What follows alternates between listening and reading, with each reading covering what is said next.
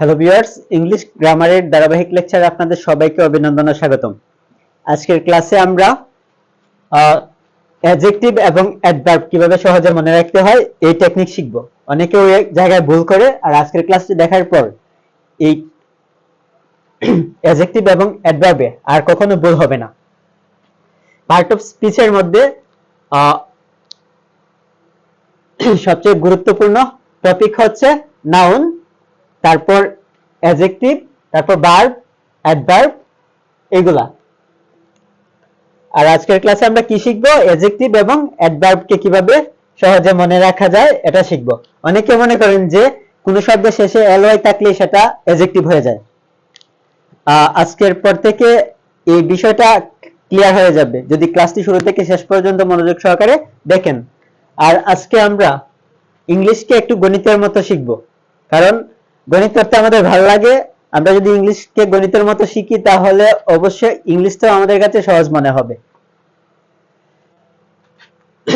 প্রথমত আমরা মনে রাখবো পার্ট অফ স্পিচ 8 প্রকার। এটাকে ধারাবাহিকভাবে সিরিয়াল বাই সিরিয়াল মনে রাখবো, যেমন noun, pronoun, adjective, verb, adverb, preposition, conjunction and interjection.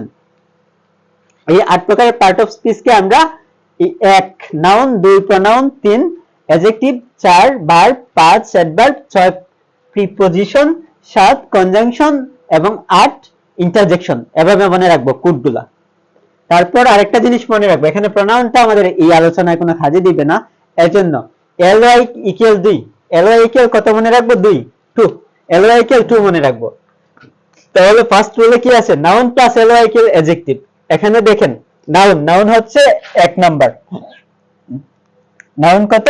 Noun হচ্ছে 1, নাউন হচ্ছে 1, আর ly মানে কত? 2, 1 প্লাস 2 ইকুয়াল কত হয়? 3। তাহলে 3 নম্বরে এখানে কি আছে দেখেন? অ্যাডজেক্টিভ।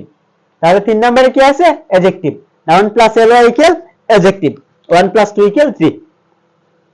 এখানে দেখেন एग्जांपल কয়েকটা দিয়েছি, যেমন ফাদারলি। ফাদার শব্দটা হচ্ছে নাউন, এর সাথে ly যুক্ত করে হয়ে গেছে অ্যাডজেক্টিভ। মানে ly দ্বারা যদি নাউনকে মডিফাই করা হয় তাহলে সেটা হয়ে যাবে অ্যাডজেক্টিভ। মাদার শব্দটা নাউন, ওই এই শব্দটার সাথে যদি ly যুক্ত করা হয় তখন সেটা হয়ে যাবে অ্যাডজেক্টিভ, মাদারলি। তারপর হোমলি, হোম শব্দটা হচ্ছে নাউন, ly যুক্ত করলে কি হবে?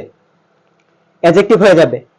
ফ্রেন্ড সেটা নাউন, এটার সাথে ly যুক্ত করলে ফ্রেন্ডলি, সেটা হয়ে যাবে অ্যাডজেক্টিভ। যেমন ম্যানলি, তারপর কিংলি, উইকলি, ওয়ার্ডলি, গডলি, লাভলি ইত্যাদি। এখানে আমরা কি শিখলাম? নাউনের সাথে যদি আমরা ly যুক্ত করি তাহলে অ্যাডজেক্টিভ হয়ে যাবে, মানে নাউনের শেষে ly যুক্ত করলে কি হবে? অ্যাডজেক্টিভ। তারপর রুল 2 তে দেখেন, অ্যাডজেক্টিভের সাথে যদি আমরা ly যুক্ত করি তাহলে সেটা অ্যাডভার্ব হয়ে যাবে। মানে ly দিয়ে যদি অ্যাডজেক্টিভকে মডিফাই করা হয় তাহলে সেটা হয়ে যাবে অ্যাডভার্ব। যেমন weekly, openly, softly, brightly, really, strongly ইত্যাদি প্রত্যেকটা শব্দই হচ্ছে কি? অ্যাডভার্ব। হ্যাঁ, তারপর এখানে দেখেন উইক, উইক শব্দ অর্থ হচ্ছে দুর্বল, তাহলে এটা অবস্থা বোঝায়। উইকলি মানে উইক শব্দটা হচ্ছে কি? অ্যাডজেক্টিভ, এর সাথে ly যুক্ত করে কি হয়ে গেছে? অ্যাডভার্ব হয়ে গেছে, উইকলি অ্যাডভার্ব হয়ে গেছে। ওপেন খোলা, মানে এটা কোন অবস্থায় আছে বোঝায়, অবস্থা বোঝায় ওপেন দ্বারা, এজন্য এটা হচ্ছে অ্যাডজেক্টিভ। অ্যাডজেক্টিভের সাথে ly যুক্ত করলে কি হয়ে যায়? অ্যাডভার্ব। তারপর সফটলি, ব্রাইটলি, রিয়েলি, স্ট্রংলি এগুলা প্রত্যেকটা শব্দই হচ্ছে কি? অ্যাডভার্ব। অ্যাডজেক্টিভ কি? যে ওয়ার্ড দ্বারা কোনো কিছুর দোষ, গুণ, সংখ্যা, অবস্থান, পরিমাণ ইত্যাদি বোঝায় সেগুলাই হচ্ছে কি? অ্যাডজেক্টিভ। আচ্ছা, আশা করি এই পর্যন্ত সবাই বুঝতে পেরেছেন। আর এখানে আরেকটা টেকনিক দেখেন, অ্যাডজেক্টিভ। অ্যাডজেক্টিভ এর কোডটা কত? 3। অ্যাডজেক্টিভ ইকুয়াল কত? 3। এখানে অ্যাডজেক্টিভ ইকুয়াল কত? 3 প্লাস ly মানে কত? ly মানে কত? 2, 3 প্লাস 2 ইকুয়াল কত? 5। এখানে দেখেন 5 নম্বরে কি আছে? অ্যাডভার্ব। তাহলে অ্যাডজেক্টিভ এর সাথে ly যুক্ত করলে কি পাওয়া যায়? অ্যাডভার্ব পাওয়া যায়।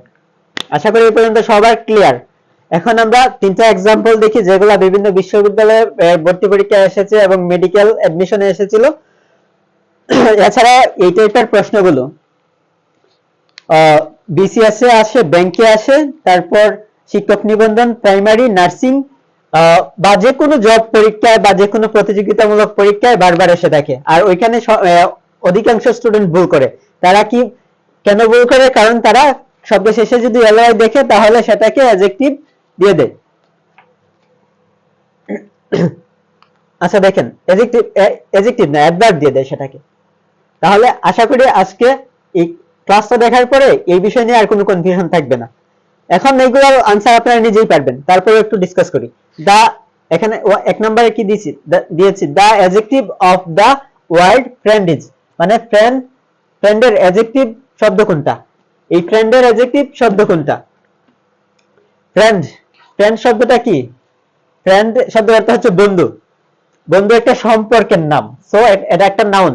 নাউনের শেষে যদি আমরা এলওয়াই যুক্ত করি তাহলে সেটা হয়ে যাবে অ্যাডজেক্টিভ। এখানে নাউনের শেষে এলওয়াই, এখানে ফ্রেন্ডশিপ না, বি ফ্রেন্ডশিপ এটাতেও নাই। ফ্রেন্ডলি, ফ্রেন্ড নাউন এর সাথে এলওয়াই যুক্ত করা আছে, সো এটা হয়ে যাবে কি ফ্রেন্ডের অ্যাডজেক্টিভ ফর্ম কোনটা হবে বা অ্যাডজেক্টিভ শব্দ কোনটা হবে? ফ্রেন্ডলি, ফ্রেন্ডনেস হবে না, ফ্রেন্ডলিনেস এটাও হবে না। আচ্ছা, তাহলে এটা রাইট অ্যান্সার হচ্ছে সি। এটা রাইট অ্যান্সার হচ্ছে কি সি, ফ্রেন্ডলি। তারপর একটা আপনারা আনসার দিবেন, ওইটা এসেছিল রাজশাহী বিশ্ববিদ্যালয়ের 2012-13 সেশনে। তারপর দেখেন দা ওয়ার্ড হুমলি ইজ, হুমলি শব্দটা কি, মানে হুমলি শব্দটা কোন পার্ট অফ স্পিচ? যেমন নাউন আছে, প্রনাউন আছে, অ্যাডজেক্টিভ আছে, ভার্ব আছে। আর এখানে দেখেন আবার আরেকটু ক্লিয়ার করে দিচ্ছি, হুম শব্দটা হচ্ছে নাউন, নাউনের শেষে এলওয়াই আছে। নাউনের শেষে এলওয়াই থাকলে ওইটা কি হয় আপনারা সবাই জানেন, কমেন্টে জানিয়ে দিবেন। 2 নম্বরের আনসারটা কি হবে কমেন্টে জানিয়ে দেবেন। তারপর 3 নম্বরেরটা দেখেন, the word slowly is a অথবা এন, স্লোলি, স্লো মানে কি ধীরে, তাহলে স্লোলি, স্লো হচ্ছে অ্যাডজেক্টিভ, এটা অবস্থা বোঝায়। এখানে স্লো মানে কি ধীর গতি। আচ্ছা, স্লো মানে ধীর, এজন্য এটাকে কি বলা যাবে? অ্যাডজেক্টিভ। অ্যাডজেক্টিভের শেষে কি আছে? এলওয়াই। অ্যাডজেক্টিভের শেষে এলওয়াই থাকলে কি হয়? সেটা অ্যাডভার্ব হয়। অ্যাডজেক্টিভের সাথে যদি আমরা এলওয়াই যুক্ত করি তাহলে সে কি পাবো? অ্যাডভার্ব। মানে 3 + 2 = 5। ক্লাসটি শুরু থেকে শেষ পর্যন্ত মনোযোগ সহকারে দেখার জন্য সবাইকে ধন্যবাদ। আর আমার ইউটিউব চ্যানেল টিটো স্যার এবং সুপার টেকনিক ইজি এডুকেশন, এই দুইটা ইউটিউব চ্যানেল অবশ্যই সাবস্ক্রাইব করে রাখবেন, কারণ আমি ক্লাসগুলো যাতে আপলোড করা মাত্রই আপনারা সবাই ক্লাসগুলো দেখতে পারেন বা সহজে খুঁজে পান, এজন্য এই চ্যানেলগুলো সাবস্ক্রাইব করে বেল আইকনটি ক্লিক করে রাখবেন। আর যে পেজ হতে এই ক্লাসটি আপলোড করা হয়েছে অবশ্যই এই পেজটিতে একটি লাইক দিয়ে পেজটি ফলো করে রাখবেন। ধন্যবাদ সবাইকে।